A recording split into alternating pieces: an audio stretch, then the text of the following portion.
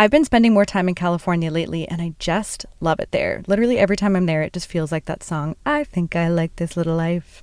And I can't wait to get back there to my friends and the community that I've built. I'm hoping to get back in the fall, but every time I visit LA, I've realized I could easily be making some extra money if I just Airbnb my home while I'm away. I always love staying in Airbnbs when I'm away, so I can just settle into a good routine, and I'm excited to host people in my home too. Whether you have extra space in your home or you're looking to make some extra money while you travel somewhere fun, your home might be worth more than you think. Find out how much at airbnb.ca/host. Hey you, Bravo's now in Canada. I just got chills. If you know Bravo, I love that. You love that? you know Vanderpump Rules, Why does it have to get so complicated? Summer House, Don't activate me because you've not seen me activate it. Below Deck, I'm not your friend, I'm your captain. Top Chef, Hi, Chef. and Housewives. Definitely Housewives. I'm not gonna lie, I'm looking forward to this. Bravo, now available. It's insane. Subscribe now with your TV service provider. Fall in Canada has never been hotter. Frequency Podcast Network. Stories that matter, podcasts that resonate.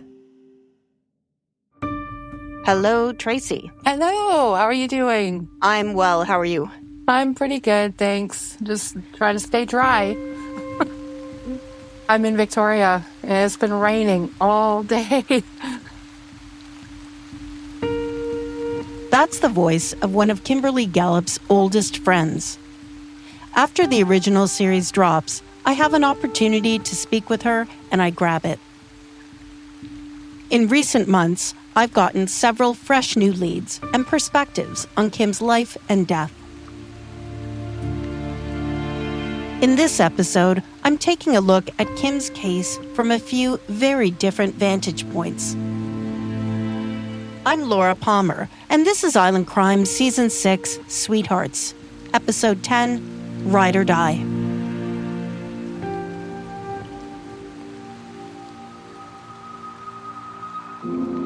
Another climb, another fall, another try, another call. You made your choice to be alone. You had the chance to change it all. Another moon, another sun. You drop your petals one by one. You shut the roses with your gun. You didn't stay, you chose to run. I'm not mad, I'm just sorry. I couldn't make you feel safe. I will give you space, don't you worry. I will learn how to dance in the rain. I'm not mad, I'm just sorry. My name is Tracy. I'm a single mom of 3 grown children. Tracy first gets to know Kimberly Gallup when she's about 13 years old. She and Kimberly are in the 8th grade. I met her when we were going to school at the Spencer Middle School in Langford. I met her actually in our homeroom class. Tracy and her family move around a lot. She's always the new kid, and she finds it hard to make connections. We never learned how to make friends, and I found myself just to be kind of an awkward loner, I guess.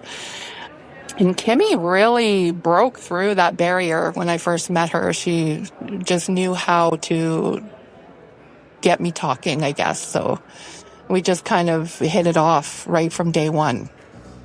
My nickname for her was Fraggle, because she was just like a really happy-go-lucky, just really friendly girl.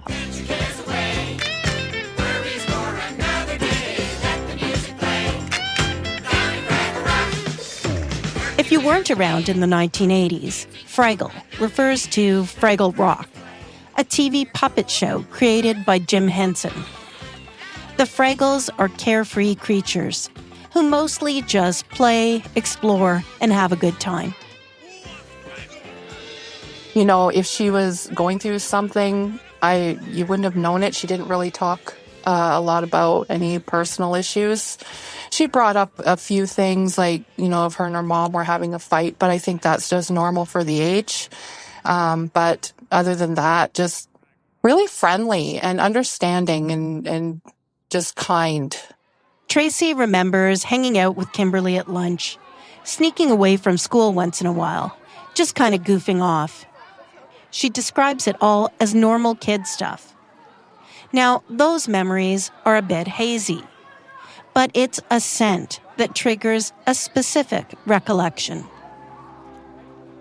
I know one time she had something on and it smelled really good. And I don't know why this memory stands out so much for me, but it does. She smelled really good. And I asked her, what's that smell? What are you wearing? And she said, oh, it's the Body Shop. I remember she was like, oh, I'll bring it tomorrow to school. And she did. And it was this little bottle of strawberry oil perfume. And I put some on and I was so excited. It smelled so good. I was like, yeah, I'm going to smell like strawberries all day. And we were just, yay. It wasn't hers. It belonged to her mom. And she stole a bottle and she gave it to me for my birthday at the end of the year. Yeah, she was just a really giving person like that and very thoughtful. And that stands out for me, is how thoughtful and just a good person that she was. Before too long, Tracy and her family will move again, this time to Alberta. On her last day of school, Tracy sits waiting for her parents to pick her up, and they are late. And this is a memory that stayed with me, like this all through my years, is my last day of school. I was going to get picked up early, so I wasn't going to be taking the bus home. And my parents were late coming to pick me up. I had made a couple other friends that I thought were, buddies of mine, but Kimmy was the one who sat with me and waited for my ride. And it turned out my parents were like very late coming to pick me up. And she sat with me the whole time. And we said our goodbyes and we exchanged addresses and phone numbers. And that was it. That was my last day, actually, with Kimmy, as kids anyway. But this won't be the last time Tracy and Kim are together. In fact, Tracy will see Kimberly again on the night Kimberly is killed. This is episode 10 of Sweethearts, Ride or Die. In this chapter of Sweethearts, I'm focused on Kimberly Gallup and the world she inhabits in the period leading up to her death. The voice you're about to hear belongs to a former drug dealer and pimp. I get an anonymous tip about the man I'm referring to as C. I was hard into the game at that time. When he says he was hard into the game, he's referring to sex trafficking.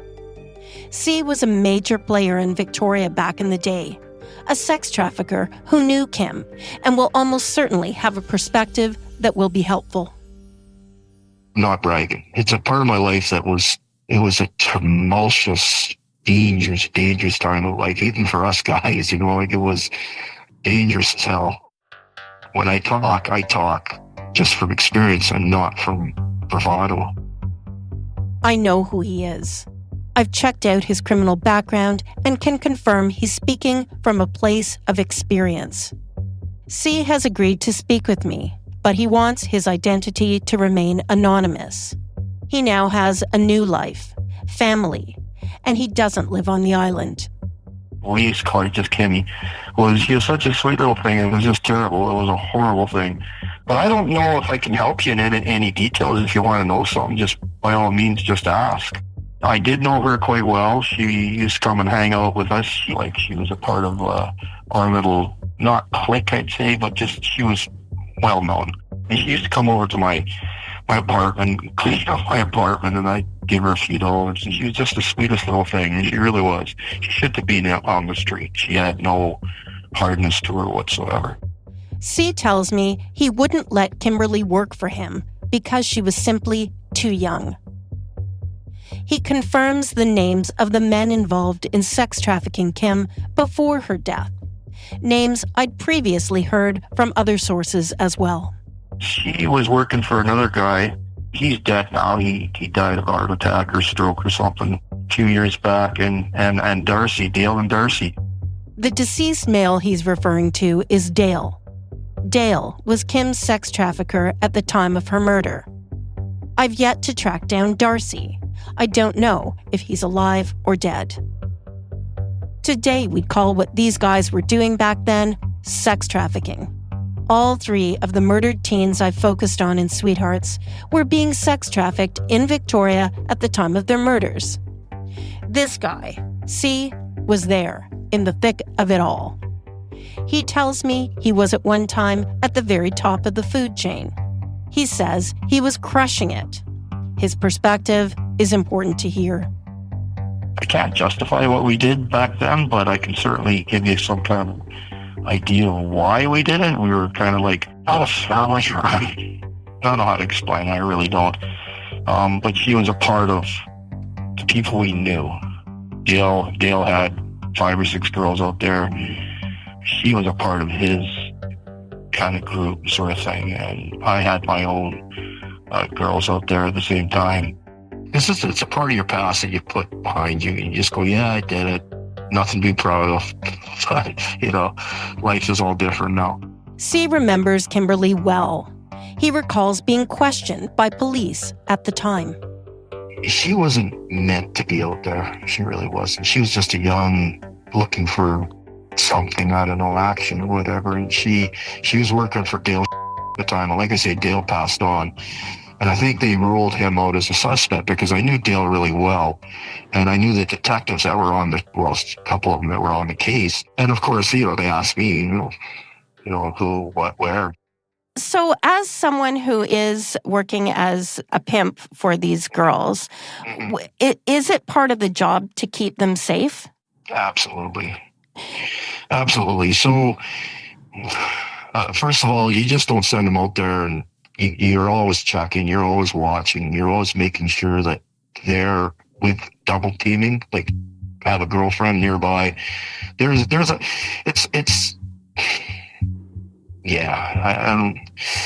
You are watching, and not closely, mind you, because they're on their own. Like let's admit it. I mean, that's you can't go in there with your eyes open and put spies on the street, but you are cruising around sometimes, and you are doing things. And in them days, we didn't have cell phones. None of the girls had cell phones, so there's no communications. I think we had pagers in them days. I'm not too sure. There was other girls that went missing and dead too at the same time, around the same time. You just mentioned the 3 of them. There was quite a few of them actually that I knew of that died around that time. You're having girls go missing or turn up dead. In Kim's case, what are you guys thinking is happening? Well, at first I look at the inner circle. That's the first thing I always do in any of these cases, because we weren't angels at the time, but we weren't killers.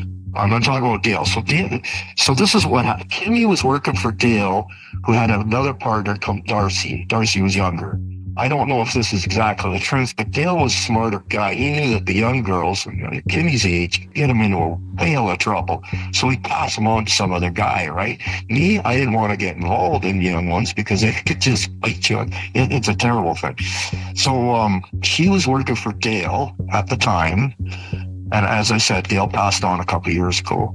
He was the one that was in charge of, taking care of her, setting up the hotels. The girls did a lot of the legwork, but at the same time, the guys did too.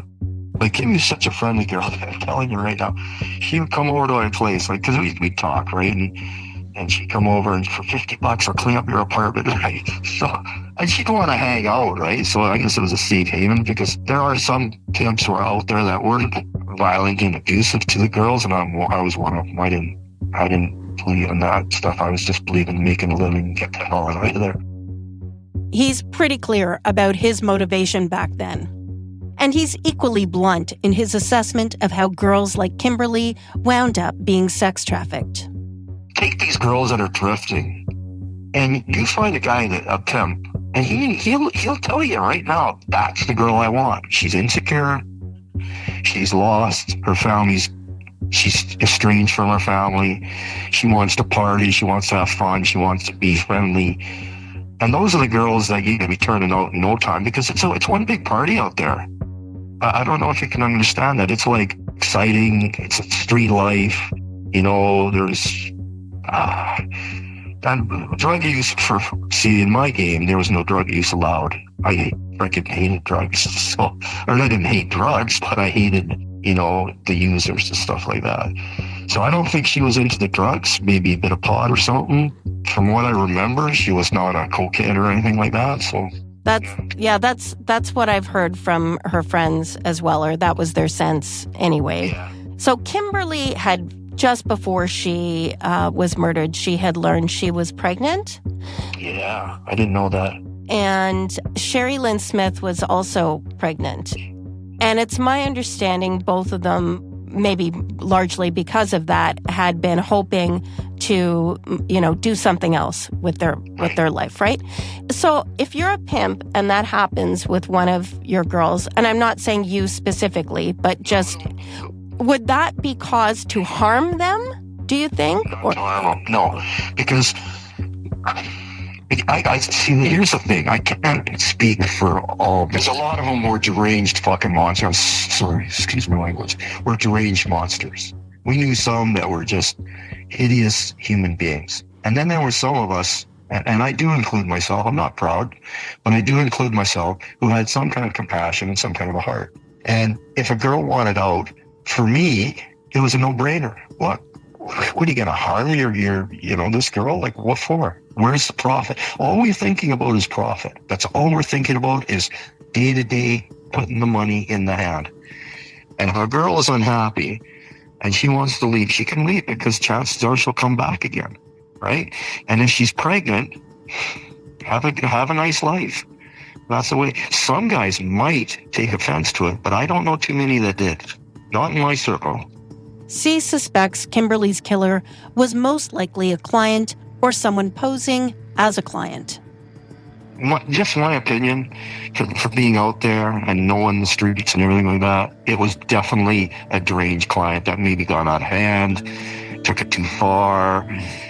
Just somebody who obviously doesn't have a conscience because they haven't been caught yet. Now, I don't know if the guy's a serial killer. Very possible. You know, because there's a lot of them out there. I knew, you know, like, there's guys out there, you know, besides these three that you're talking about. If you go back, you'll find a whole bunch of them that went missing. Yeah. You know, I can name a few. If C is correct, and a serial killer was preying on these girls, understanding the world of sex traffickers and what the Western Canada circuit looked like back then could also be part of the puzzle. Kimmy was at my time. I remember being in Victoria, because we jumped from Vancouver to Victoria, bring a few girls, put a few girls here, put a few girls there, have a friend to watch them.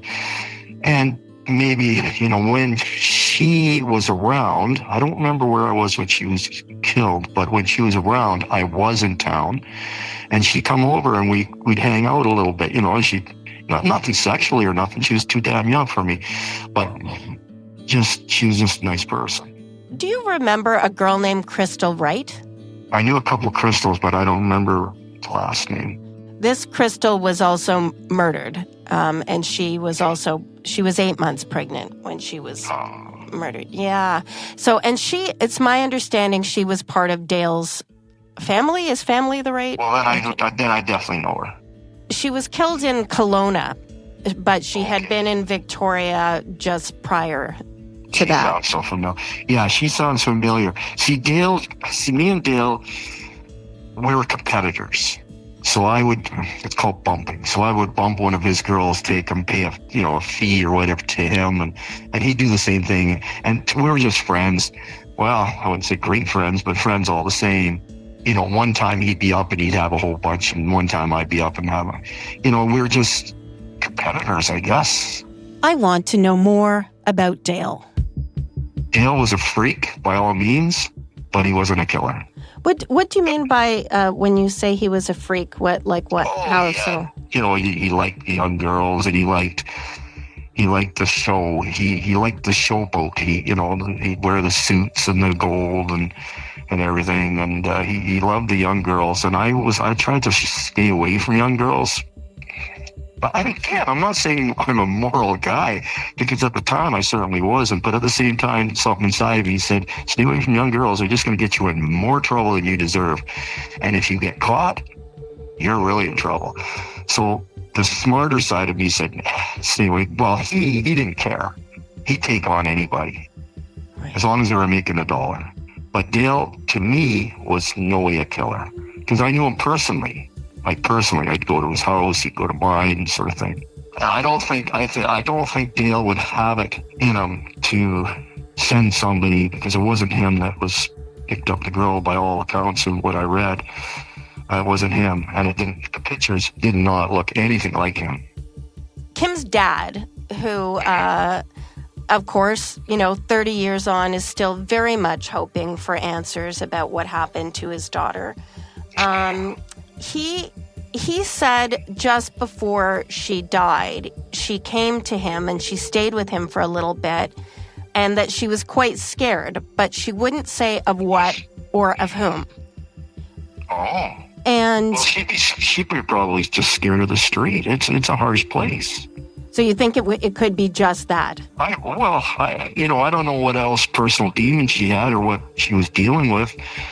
But the street is different clients, different guys, different assholes. I mean, they're all not one of them is probably a nice guy, but I don't know. But if she said she wanted to get out, can't blame them. Well, especially if you're a smart young girl, and I believe she was pretty smart. She was no dummy. Would there be pressure of not getting out? Of course, yeah. Dale would probably go, come on, honey, now it's going to cost you $1,000 for you to get out. But to actually physically hurt her, I can't even comment on that because I had no idea. If someone had come to you, a girl, and said they were fearful and maybe had a specific client they were fearful of. We would protect them with our lives. So what would you do? Arm up and go after the guy. Actually, it did happen to me.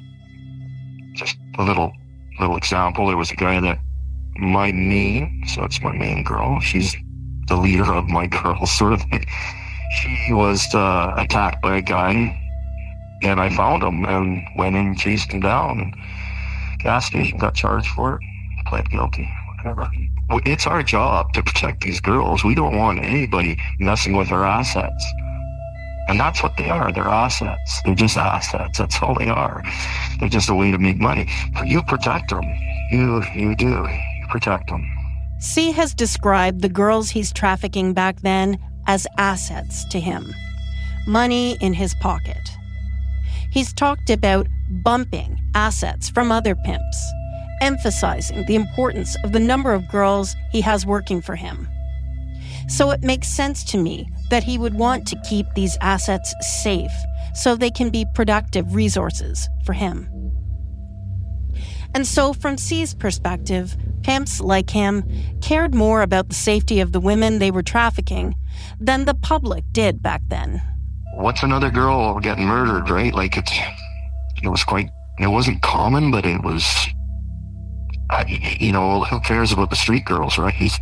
And it's not our opinion, but just sometimes you feel that way. But let me tell you something. If us as pimps, as immoral as we were back then, knew this guy, we would have killed him ourselves right off the spot. We would have taken him out to Dirt Alley and buried him somewhere. And that's the way it was.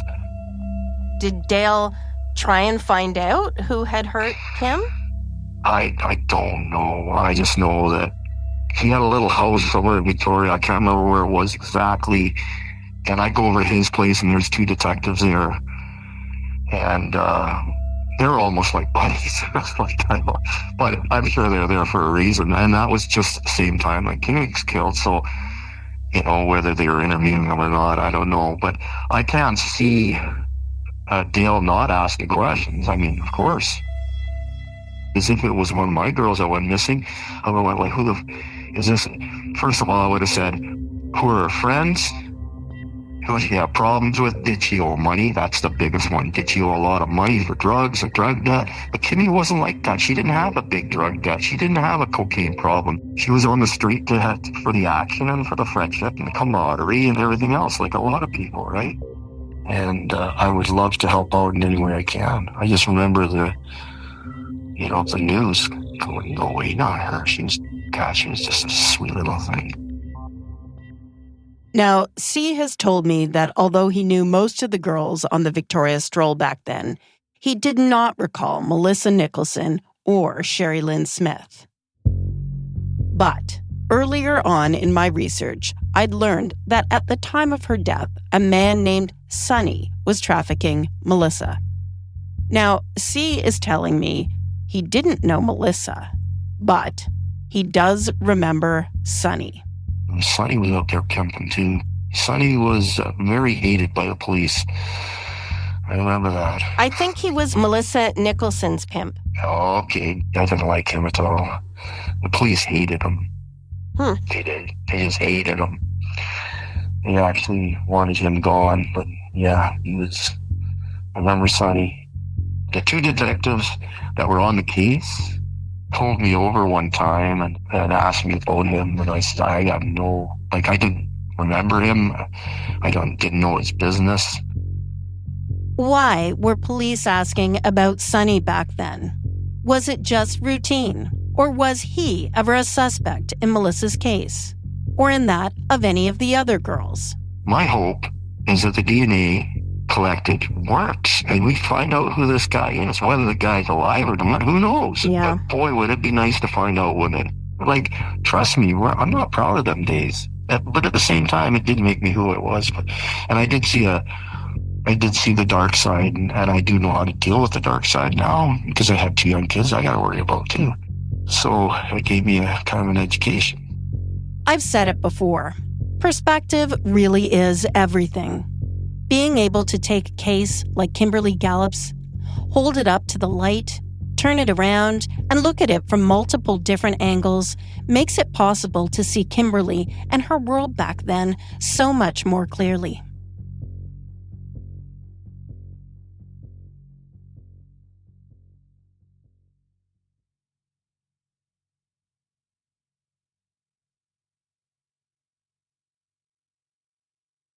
I have found such a beautiful community in California. I have fallen in love with the people and the nature and the culture, and I just can't wait to get back there in the fall. But this time, as I'm planning my next trip to LA, I don't want to just leave my place unused when I could easily be making extra money and just Airbnb my home while I'm away.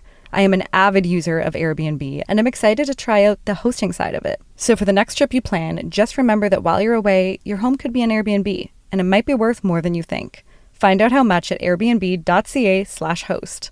Hey you, Bravo's now in Canada. I just got chills. If you know Bravo, I love that. You love that? you know Vanderpump Rules, Why does it have to get so complicated? Summer House, Don't activate me because you've not seen me activated. Below Deck, I'm not your friend, I'm your captain. Top Chef, Hi, Chef. and Housewives. Definitely Housewives. I'm not gonna lie, I'm looking forward to this. Bravo, now available. It's insane. Subscribe now with your TV service provider. Fall in Canada has never been hotter.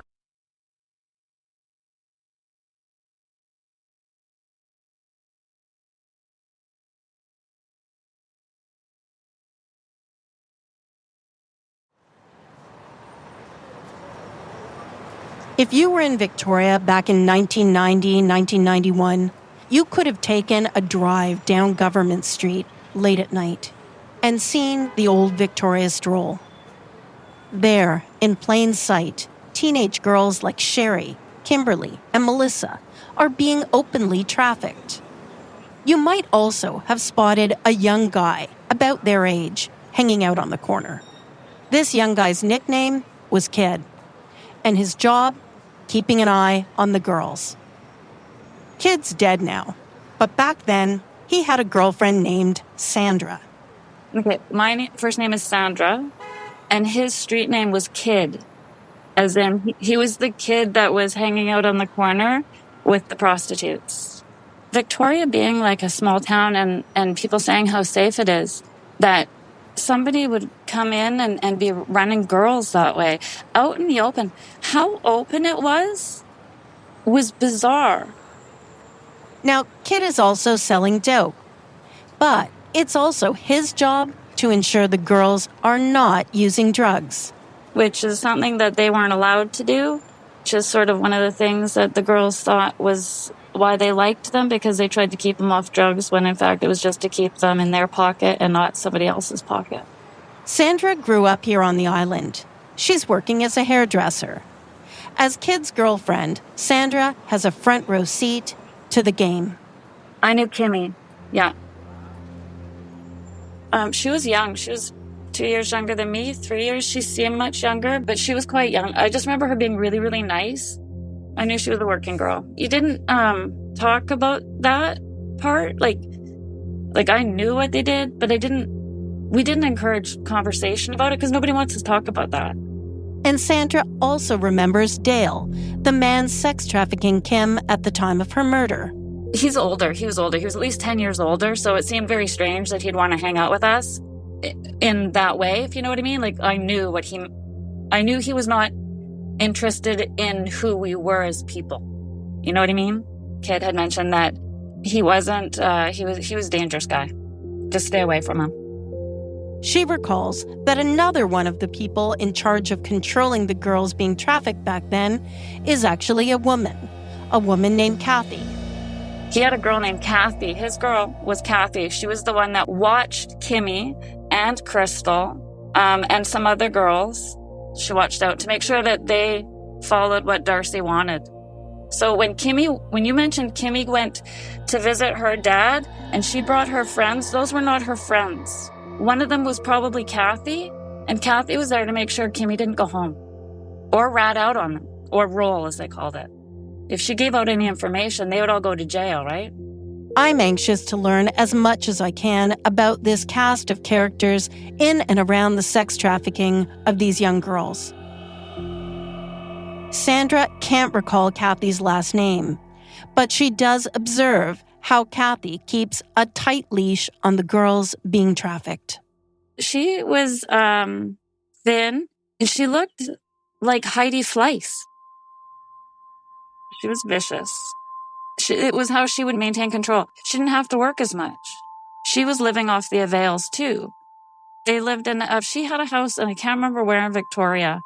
But yeah, so that was how she made her money. That's what they try to do, right? They have one girl who they can trust, and they can watch the other girls, and it's sort of hands off. Sandra also recalls Kimberly's boyfriend back then. Little Isaac, he was like a little street kid. I thought he was maybe 15, 16. He was just a little kid. He had nobody. I just remember they were a cute couple. Earlier on, the name Frank came up. He's a man who was also once Kimberly's pimp, before Dale. Sandra knew Frank as Chico back then. Chico is what he went by, and his brother Ladio. They had come from Chile. How Chico and Ladio got into being pimps, I don't know. Have you seen pictures of him? He's a monster. He looks like a physical monster. He is friends with a number of people in Victoria still. He's charming. You'd take him home to your mom. Thinking, what a handsome man. He's so soft. He's so gentle. He's so polite. He's a snake. After I speak with Sandra, I go back and do a little more digging around on Frank's background. His full name is Frank Iturriaga. You may recall we traded emails for a time. So Frank is trafficking Kim before she begins working for Dale. But that's not the only criminal activity he's involved with back then. In April 1991, roughly 6 months after Kim's murder, Frank robs a bank. Witnesses describe him warning the teller to hand over the money or he'll blow her head off. He goes to jail, but is not yet deported. And then, just a few years later, he's convicted in the involvement of the murder of a man named Mike Stephen.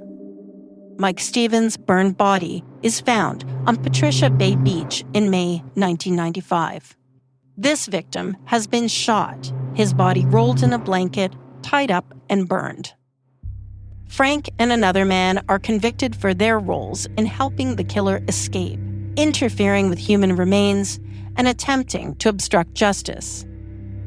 He serves his sentence and is deported to Chile, where he now lives. There is some excuse my language, there's shit that went on in Victoria that if I had written a book about it, people would have thought it was fantasy and just made up stuff. A lovely little tourist town, safe. Nobody cared about those girls. Like a number of young women on the periphery of the sex trafficking happening back then, Sandra is doing some babysitting. She babysits for Frank, a.k.a. Chico. She also cares for Crystal Wright's child.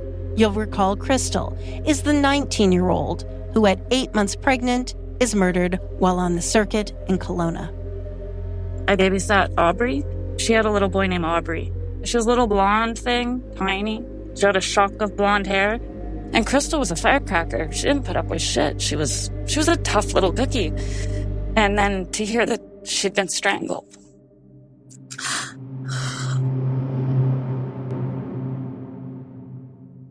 Sandra observes Kimmy, Crystal, and the other girls being moved around. They spent time everywhere. I think that they were moved around so that people wouldn't recognize them. The cops wouldn't see them so much and harass them knowing who they are. Not all cops are good, eh? You know, there's two types. Those that want to help and those that are there to hurt. It is child trafficking. It is sex trafficking. It is not just young girls who deserve what they're getting. These young girls they're just children playing a game. They think it's all, playing adulthood, but these men.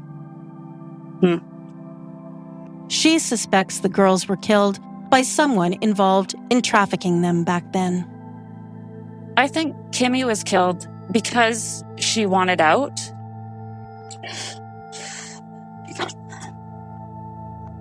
Sandra believes one of the young men was ordered to kill Kimberly. She thinks that's why Kimberly was covered up in the hotel room, because they knew her and felt badly about what they'd done. Up until now, I've been unable to find anyone here on the island with connections to Sherry Lynn Smith back then. Now, this didn't strike me as strange, simply because Sherry had only recently come to the island. But Sandra tells me that her boyfriend, Kid, is sharing an apartment with Sherry back when she's killed. Kid had been roommates with Sherry Lynn. I never met Sherry, and he had told me she'd been killed. I had no idea that she had been contacting social services, but the fact that she was beaten up makes me think also would do that because he'd be angry that she was gonna turn on him. The last time that Sandra saw Kimberly Gallup is forever burned in her memory. An unforgettable picture of innocence. And the last thing I remember seeing her was she was in the back of our Nova. We were going to Vancouver. We were bringing her over with us. I thought we were just bringing her over because she was going over. She had a couple of kittens with her. And she was in the back seat playing with the kittens. And we were just talking about, she was just looking forward to going to Vancouver. And that was the last time that I saw her. I'm going to cry now, hang on. Because they weren't bad kids. They were just kids. It's terrible what happened to them. And Kimmy was such a nice girl.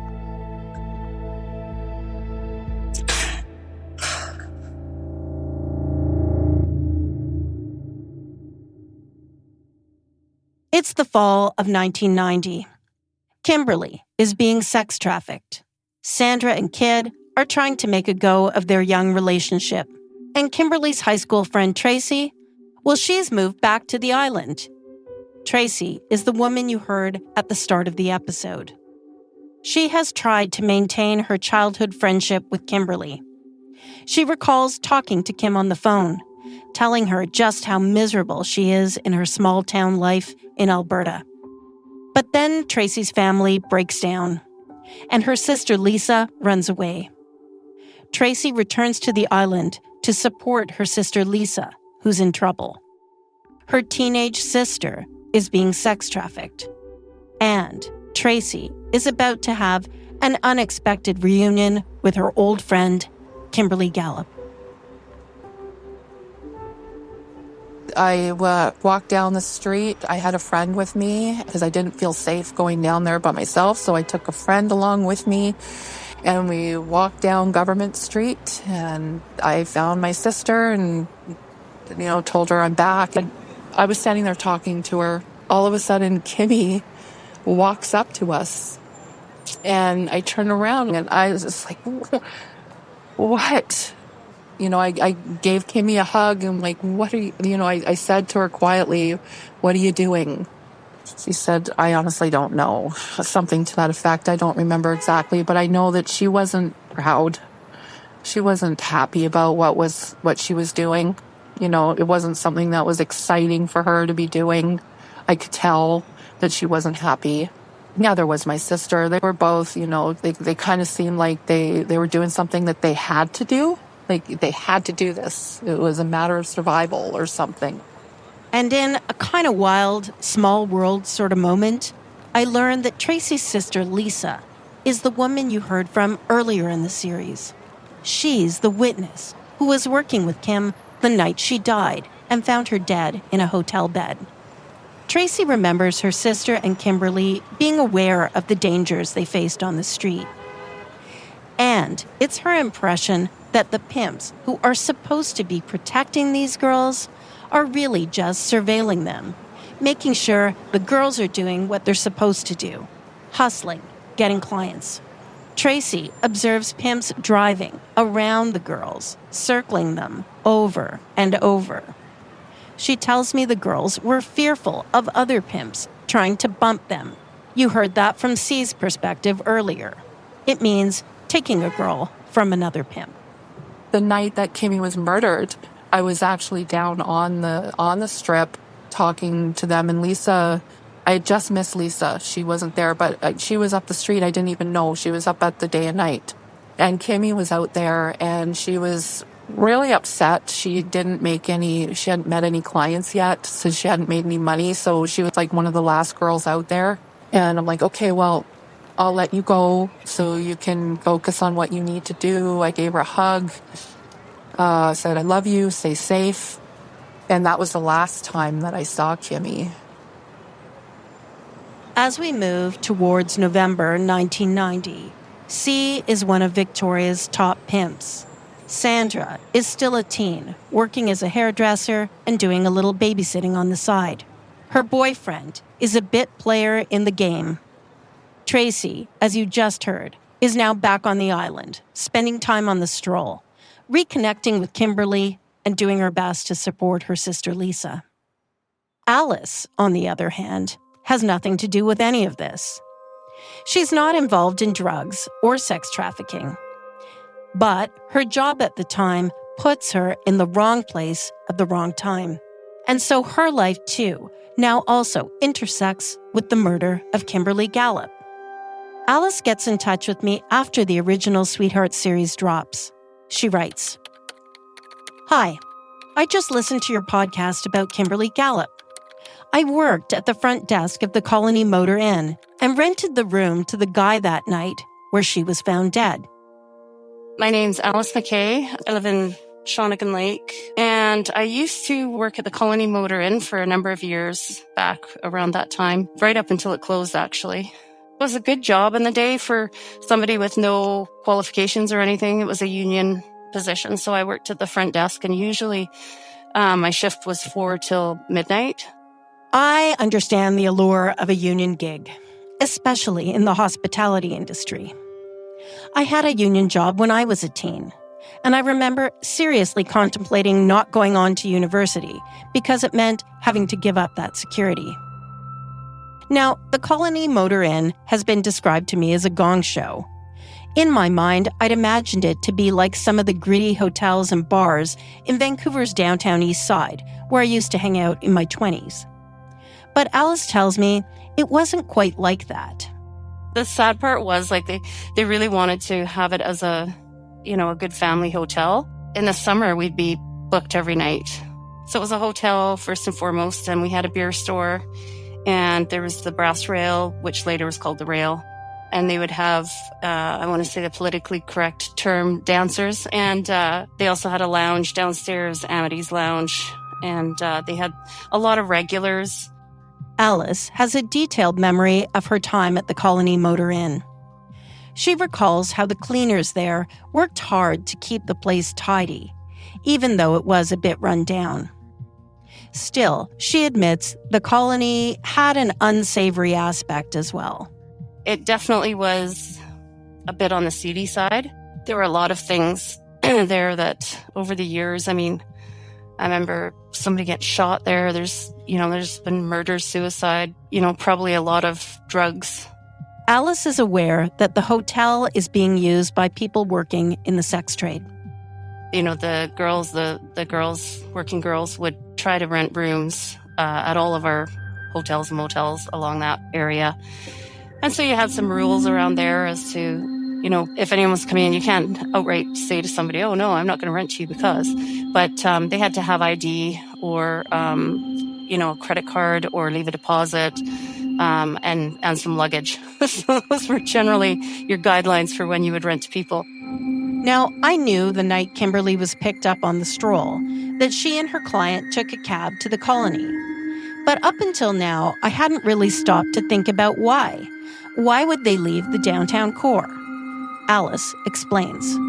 It's a few kilometers up. It's probably, a 5 to 10 minute drive from the downtown core there. But the hotels downtown were so expensive. But, the girls, they wouldn't want to spend hundreds of dollars for a hotel room. So they tended to come up our way. And then the Colony was kind of the start of it. And then you go along Gorge Road.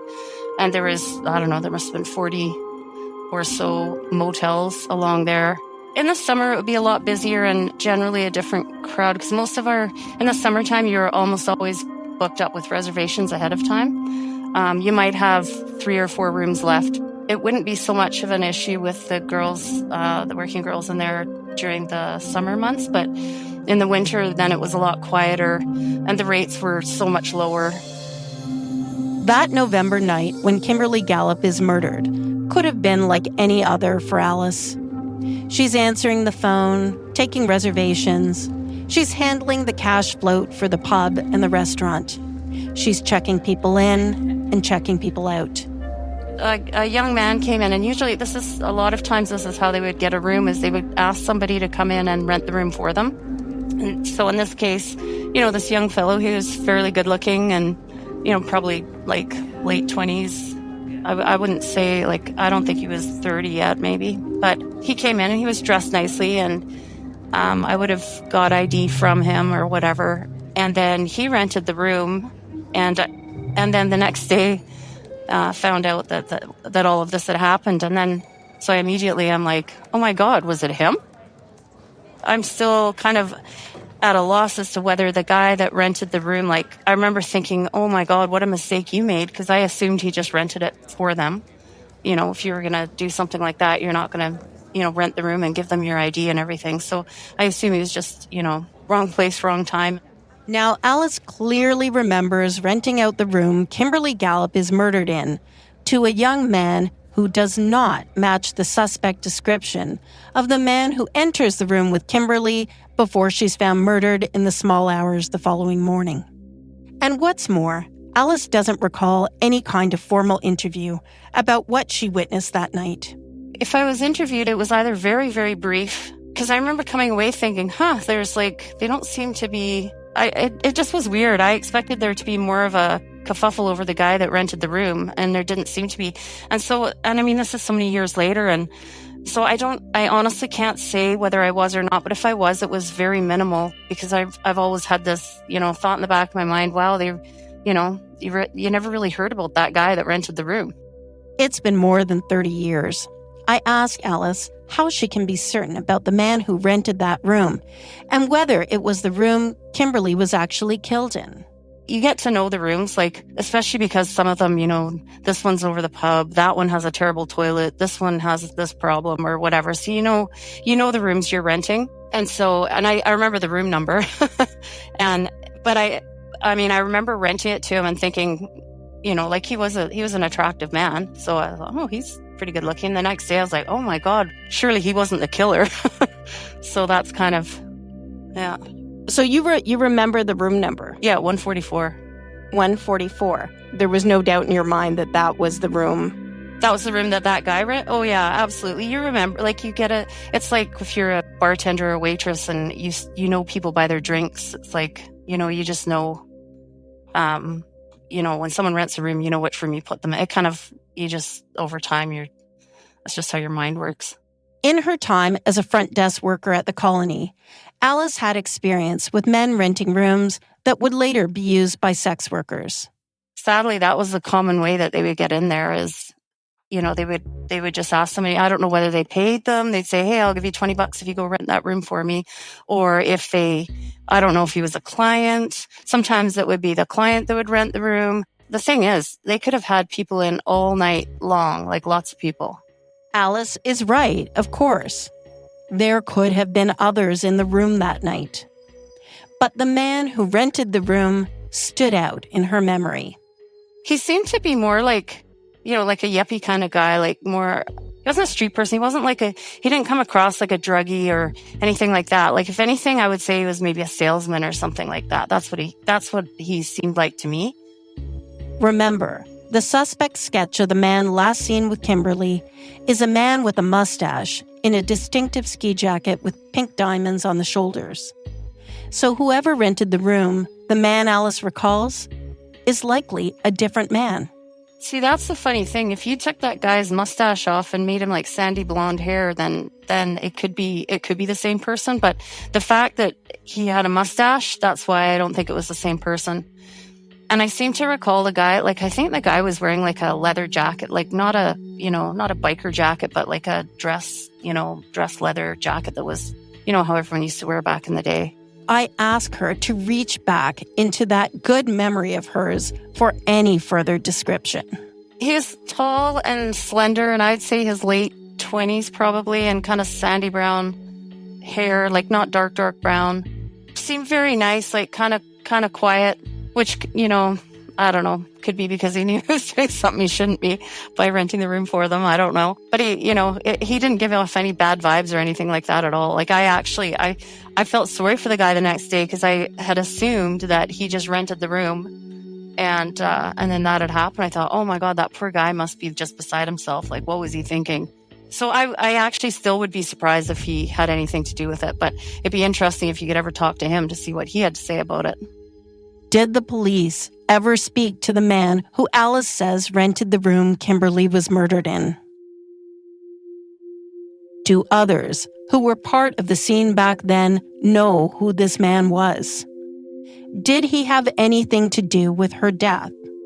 Or was he just a dupe, unwittingly renting a room for a teenage girl being sex trafficked before her murder? For me, the burning question is the guy that I rented to the guy they're looking for? And did they ever talk to that guy? Alice recalls the room Kimberly was killed in sitting empty for a very long time.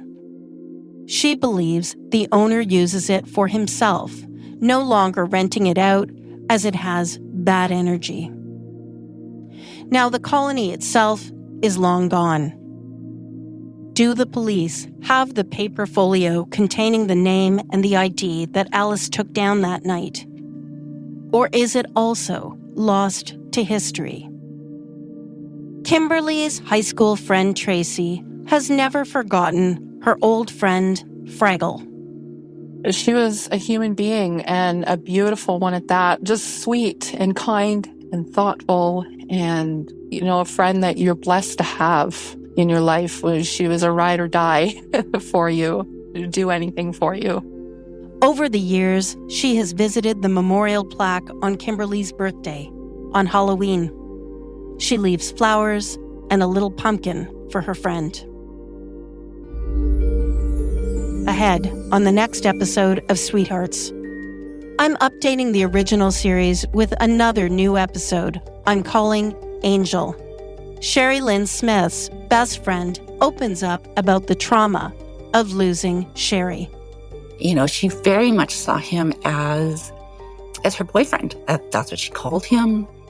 She never once used the word pimp. I don't think she saw him as that. She, saw herself as loving him, and this was something she needed to do to build their life together. I asked her, I don't know how I phrased it, but basically it was, how do you have sex with people you don't know for money? She told me straight out that a lot of the time she watches TV. Well, it's happening. And that was mind-blowing for me. I'm Laura Palmer, and this is Sweethearts, Island Crime, Season 6, Ride or Die. If you or someone you know may be a human trafficking victim, please call the Canadian Human Trafficking Hotline at 1-833-900-1010. The hotline is a confidential, multilingual service. It operates 24/7 to connect victims and survivors with social services, law enforcement, and emergency services. It also receives tips from the public.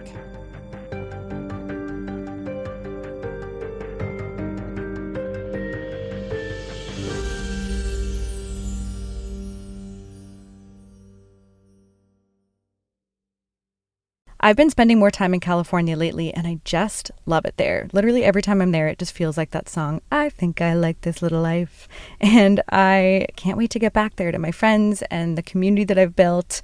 I'm hoping to get back in the fall, but every time I visit LA, I've realized I could easily be making some extra money if I just Airbnb my home while I'm away. I always love staying in Airbnbs when I'm away so I can just settle into a good routine, and I'm excited to host people in my home too.